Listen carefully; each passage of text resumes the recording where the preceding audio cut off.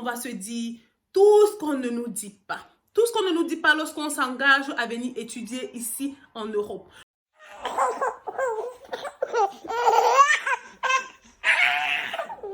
Mommy, let's start the video. Bonjour, bienvenue sur ma chaîne YouTube. Coucou à tout le monde, j'espère que vous allez bien.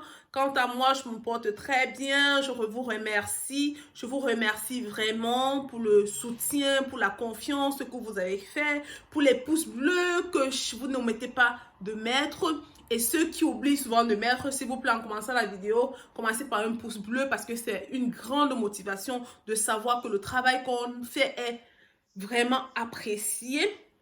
Et j'aime vraiment partager tout ce que je sais avec vous. J'aime vraiment cette complicité qu'on essaie de créer entre nous.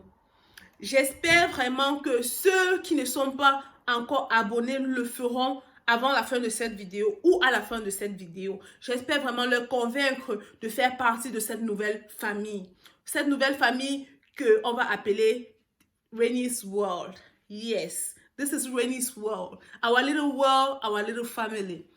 Aujourd'hui, la vidéo, on va parler de quoi? On va se dire tout ce qu'on ne nous dit pas. Tout ce qu'on ne nous dit pas lorsqu'on s'engage à venir étudier ici en Europe. Lorsqu'on obtient notre visa, on est tellement content, on est tellement excité parce qu'on va aller en bain.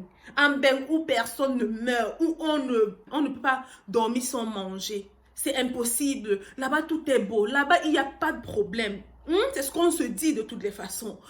On n'est pas excité parce qu'on va poursuivre nos études. Non, je ne pense pas. Si quelqu'un pense cela, qu'il me dise là en commentaire que oui, il était content quand il a eu son visa juste parce que il partait poursuivre ses études. On est content parce qu'on va où les problèmes s'arrêtent. Et non, qu'est-ce qu'on ne nous dit pas derrière ce visa? Qu'est-ce qu'on ne nous dit pas? Qu'est-ce qui nous attend de l'autre côté? Lorsqu'on arrive en Europe, lorsqu'on atterrit, dès qu'on sort de l'aéroport, tout ce qu'on voit est beau, on est ébloui. Moi, personnellement, tout se ressemblait tellement que je pensais que pour aller à l'école, ma mère devait m'accompagner chaque jour et elle se moquait de moi. Elle me disait que, oh, tu blagues ou quoi. J'ai dit que tout se ressemble. Les routes sont bien faites. Tu te dis que je suis même où là? En tout cas, on est vraiment ébloui. Mais qu'est-ce qui se cache derrière tout ça? Qu'est-ce qu'on ne nous dit pas? Aujourd'hui, on va dire tout ce qu'on ne nous dit pas. Qu'est-ce qu'on ne nous dit pas? Premièrement, on doit garder ceci derrière notre tête. L'Allemagne est un pays où ils sont tellement dans la paperasse. Trop de bureaucratie, trop de bureaucratie. Lorsqu'on arrive, on doit savoir que chaque papier, chaque lettre qu'on va recevoir, vraiment, il faut la conserver précieusement. J'ai eu autant de lettres ici. J'ai vécu au Cameroun, disons, de ma naissance à mes 18 ans, j'ai reçu aucune lettre. Mais mes 1 an dans ce pays, j'ai reçu des lettres où vraiment, Seigneur Dieu, je me suis demandé que c'est encore quoi. Donc, on doit garder derrière notre tête que aucune lettre ne doit aller à la poubelle sans se rassurer qu'elle n'est pas importante. Donc, lorsqu'on arrive ici, on arrive avec un visa de 3 mois. Ça, tout le monde a été délivré un visa de 3 mois. Qu'on nous dit déjà qu'on doit venir ici et le changer en un séjour étudiant. Ce qu'on ne nous dit pas, c'est tout ce qu'il y a derrière ce séjour. Lorsqu'on arrive, on doit d'abord trouver, on a 3 mois, un délai pour pouvoir s'enregistrer. Ce qui n'est pas toujours facile. Parce que lorsqu'on arrive, on n'a pas de maison, on n'a pas encore de logement. Lorsqu'on arrive, on n'a pas encore de logement. Et qu'est-ce qu'on doit faire? On doit squatter chez quelqu'un. Pendant qu'on squatte chez quelqu'un, souvent il nous dit que c'est pas possible de s'enregistrer là parce que son bailleur ne va pas accepter. Et c'est là où ton stress commence. Il faut trouver où s'enregistrer. Il faut le faire à tout prix et très vite. Parce que si ton visa de 3 mois expire que tu ne l'as pas fait, tu vas te voir en train de... Au Cameroun, c'est comme ça. Parce qu'il faut changer ce visa en séjour. Maintenant, Je ne veux pas vous faire peur, hein. C'est juste pour que, au moins, parce que j'en connais beaucoup qui sont arrivés ici et c'était un choc d'entrer dans ce stress directement. Mais si tu es préparé avant de quitter, si tu es préparé que c'est ce qui m'attend, ça ne va pas vraiment te choquer. Il y a d'autres qui ont la chance, quand ils arrivent, ils ont la famille. Il y a d'autres qui, quand ils arrivent, ils n'ont personne sur place. Ou peut-être encore des amis. Donc, ce n'est pas pour vous faire peur, c'est juste vous préparer psychologiquement. Car on dit ceci, quand au moins l'esprit est préparé à quelque chose, ça ne fait plus peur. Donc, ce choc, au moins, j'espère que vous ne l'aurez plus, car c'est ce qu'on ne vous dit pas, c'est ce qui vous attend. Après avoir fait cet enregistrement, vous devez maintenant vous diriger vers le service des étrangers. Là où vous allez maintenant avoir un renouvellement de votre visa en séjour. On va d'abord vous donner un séjour d'1 an pour pouvoir aller faire les cours de langue parce que vous avez besoin des cours de langue, un certain niveau de cours de langue pour pouvoir être admissible à l'université, qui est souvent le C1 ou le C2, dépendant de la filière que vous aimeriez faire. Et on vous donne 1 an pour ça. Aussi, vous devez savoir ceci. Les 1 an qu'on vous a donné, ce n'est pas pour aller vous balader. C'est vraiment pour aller vous concentrer, mes frères et sœurs. C'est vrai que la langue est difficile, mais concentrons-nous. C'est faisable même en 6 mois. Pourquoi je dis concentrons-nous? Parce que beaucoup sont arrivés et ils ont eu les problèmes dès le début. Parce que quand tu es renouvelé, après 1 an, si tu reviens encore et que tu n'as pas validé ces cours de langue, tu auras des problèmes. Mais on te donnera encore un autre 1 an. Que bon, on te donne encore une autre chance. Vas-y et reviens avec ça. Si tu ne passes pas, ça va faire 2 ans. Et 2 ans, pour beaucoup d'États, c'est déjà une limite. Tu as peu de chances d'être renouvelé et tu peux rejoindre le Cameroun aussitôt que tu es arrivé, à peine tu seras rentré, sans avoir rien fait, sans avoir même vu une seule classe d'université. Au fait, c'est ça qu'on ne nous dit pas. Encore, qu'est-ce qu'on ne nous dit pas? On ne nous dit pas que lorsqu'on doit renouveler notre séjour, après peut-être 1 an, après 2 ans, quand tu reviens renouveler ton séjour, tu dois toujours prouver un moyen de suivi. Tu te rappelles, quand tu as déposé tes dossiers à l'ambassade de l'Allemagne au Cameroun, on t'avait demandé, je crois aujourd'hui c'est dans les 10 000 €, 10 000 € de caution ou une prise en charge. Ça veut dire que chaque fois que tu viens renouveler ton séjour, tu dois prouver le moyen de suivi. Comment est-ce que tu vas suivre? Est-ce que tu as toujours ces 10 000 €? Donc, pas le même 10 000 €, je peux, parce que tu l'as utilisé. Parce qu'on a estimé que les 10 000 € là, c'était suffisant pour une année. Donc, on estime que tu l'as déjà utilisé. Mais est-ce que ton parent a renouvelé ces 10 000 € pour pouvoir te permettre d'avoir un moyen de suivre pour continuer tes études? Ou est-ce que celui qui a signé la prise en charge a renouvelé cette prise en charge? Aussi, il y a d'autres États qui sont vraiment cléments. Lorsque tu as un job et un contrat de travail, on va juste te demander tes 3 derniers bulletins de paye. Aussi, ça passe. Donc, il ne faut pas s'alarmer de dire, oh, est-ce que j'aurai encore les 10 000 € là? Oh, c'est juste pour vous faire, pour vous dire un peu ce qui nous attend. Ça ne veut pas dire que c'est impossible, puisque nous l'avons fait, nous sommes là et je dis toujours, si tu es arrivé, hein, rien ne peut, hein, je dis que when you foot dans l'âne, nakatapila go moufiou. Hein? Tu te décides que ici, là, je sais pourquoi je suis là, je me bats. Donc, comme j'ai dit, c'est juste pour vous dire ce qu'on ne nous dit pas et se préparer mieux psychologiquement. Je ne dis pas que vous n'allez rien découvrir de nouveau, mais je vous prépare quand même à quelques petits tips. Juste des petits tips. Comme j'avais lu quelque part, je ne sais plus exactement où, dans la vie, on ne peut pas se plaindre d'avoir fait des erreurs. Pourquoi? Parce que on n'a pas cette chance de savoir ce qui vient en avance. Par exemple, pour les études ou pour l'école, pour aller composer, on nous permet d'étudier, d'apprendre avant d'aller composer. Alors que pour la vie, on n'a pas cette chance-là. On doit d'abord la vivre, faire les erreurs et puis se corriger par rapport à ces erreurs. C'est pour ça que chaque erreur qu'on fait ne doit pas être, on ne doit pas se juger que c'est comme si on avait fait une faillite. Non, ce n'est pas la faillite. C'est si peut-être on répète la même chose plus de 2 fois que là, on peut se demander que es-tu con ou pas? Donc, comme je disais, je suis juste en train de vous donner quelques tips pour ne pas tomber dans certains chocs de la vie. Aussi, toujours par rapport au renouvellement, ce qu'on doit savoir, c'est quoi? Ton séjour va toujours avec la filière que tu étudies. Qu'est-ce que je veux dire par là? Si tu décides de faire mathématiques, on va te donner un séjour par rapport à cette filière de mathématiques que tu aimerais faire. Et lorsque tu décides, tu peux quitter ton séjour de 2 ans comme tu as mis par exemple, tu arrives, tu commences les cours de mathématiques et ça ne te plaît pas en cours de chemin et tu veux changer. C'est possible. Tu décides le semestre prochain de changer. Si tu changes, ce que tu ne sais pas, c'est que ne t'assois pas juste au quartier, tu dis que tu as changé, tu commences à aller en cours. Non.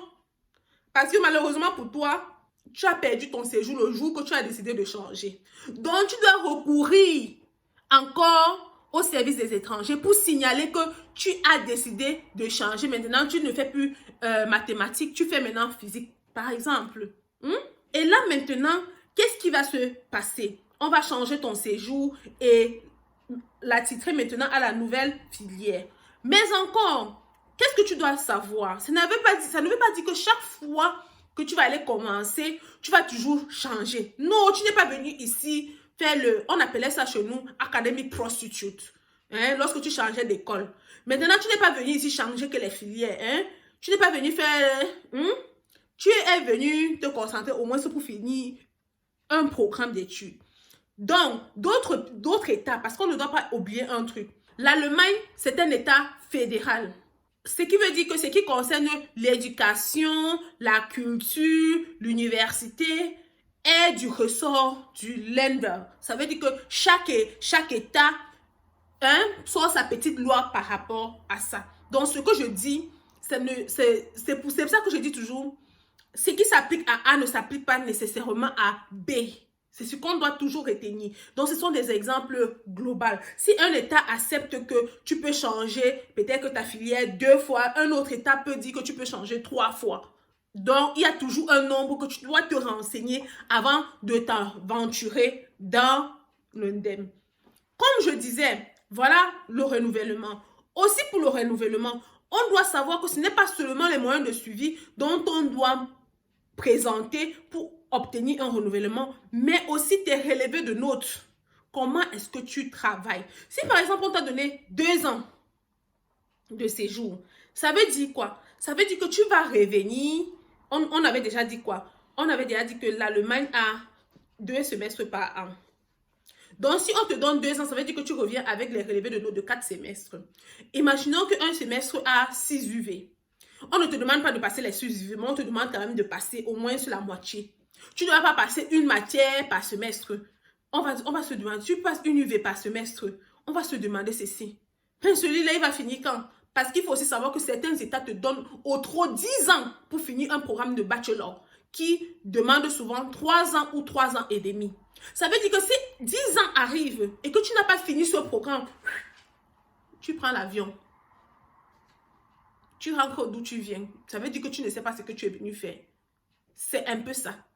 C'est pour ça que je vous demande, mes frères et sœurs, changeons notre mentalité et concentrons-nous.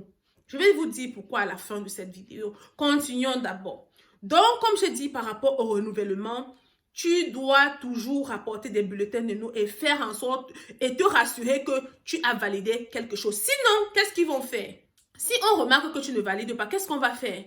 On va commencer à te donner 6 mois. Donc, chaque semestre, tu vas venir te présenter. Donc, ça sera comme la chicotte derrière toi. Chaque semestre, tu vas venir te présenter avec ton relevé de notes et on te donne encore 6 mois. Tu pars. Toujours comme ça jusqu'à ce que tu finis.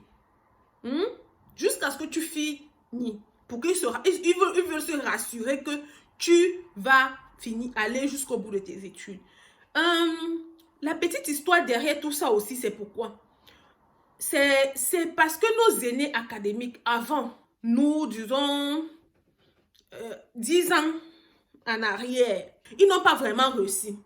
Ils sont très peu qui ont réussi à finir leurs études. Surtout ceux du Nord Rhine-Westphalie. Ils n'ont vraiment pas réussi. Pourquoi? Parce qu'avant, ils avaient seulement dans la tête la quête du kaolo. Ce n'était pas de leur faute. Parce qu'avant, quand tu finissais les études en Allemagne, tu devais rentrer. Tu n'avais pas la possibilité de trouver un emploi et d'être embauché en Allemagne pour pouvoir rester. Mais aujourd'hui, la loi, elle a changé. Et elle est même encore plus souple. Parce que lorsqu'elle avait changé, c'était du genre, si tu finis dans un domaine, tu dois trouver l'emploi dans ce domaine-là. Mais aujourd'hui, la loi est vraiment plus souple. Si tu finis dans un domaine, et tu trouves l'emploi demain, ce n'est pas obligatoirement dans le même domaine que tu dois trouver l'emploi. Donc aujourd'hui, elle est encore plus souple. Donc on ne doit même plus avoir peur d'aller à l'école. On ne doit pas avoir peur de finir. On ne doit plus avoir peur. La peur, c'est derrière nous. Ça ne fait plus partie de notre vocabulaire. La peur ne fait plus partie de notre vocabulaire. On doit se concentrer. On doit savoir pourquoi on est venu ici. L'objectif. Notre objectif, c'est quoi? On est venu finir nos études et si possible, trouver un emploi ou pas. On rentre aussi après nos études. On n'a tué personne. Donc, comme je disais, le renouvellement, on a un peu bâclé tout ce qui concerne le renouvellement. Donc, ce qu'on ne nous dit pas, qu'est-ce qu'on ne nous dit pas? Pourquoi est-ce que la majorité d'étudiants internationaux ne réussissent pas? Pourquoi? Parce que, on n'épouse pas la langue. On n'épouse pas la langue. La langue est la clé de tout. Lorsque tu pars à l'école, tu es avec tout autour de toi, c'est l'allemand. Dès que tu rentres à la maison, tu mets tes émissions, c'est les mitumbas, tout, c'est le français. Avec la technologie aujourd'hui, tu peux te retrouver au Cameroun quand tu veux. Tu tapes seulement Facebook, pam, tu es au Cameroun, pam, YouTube, pam. C'est comme tu veux quand tu veux. Mais tu oublies ton objectif. Tu veux travailler ici après. Tu veux travailler ici après et tu ne t'appliques pas sur la langue. Pourquoi?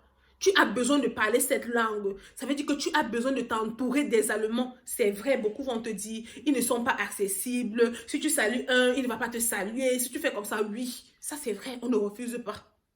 Mais force, il faut savoir aussi que c'est un choc de culture pour eux, ils ne sont pas habitués. Donc, force, si tu montres que tu es là pour les études, ils vont t'ouvrir les bras et faire tout et tout pour avoir un allo comme ton ami. Parce que ça va t'aider. Au moins, tu auras quelqu'un avec qui tu peux converser et décoller cette langue-là, qui va t'aider demain. Fais un avec la langue. C'est ce qu'on ne nous dit pas.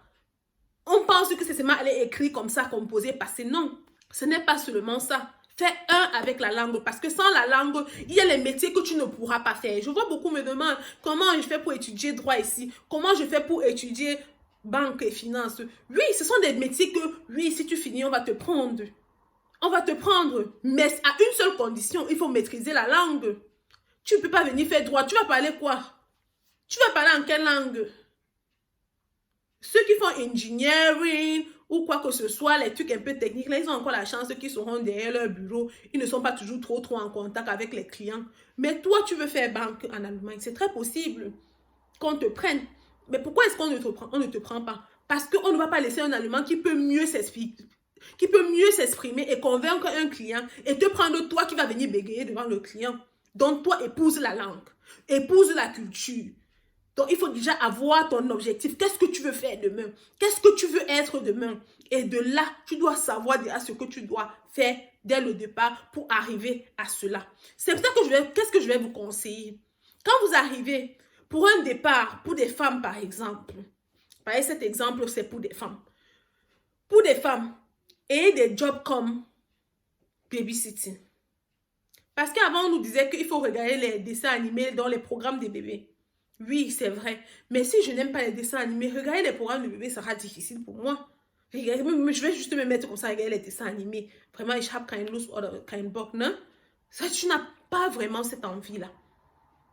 Je veux aussi te conseiller que regarde plutôt des émissions aussi que tu aimes bien. En allemand, au début, tu vas rien comprendre, mais à la fin, tu vas entrer dans le bain. Tu vas plus rire la dernière.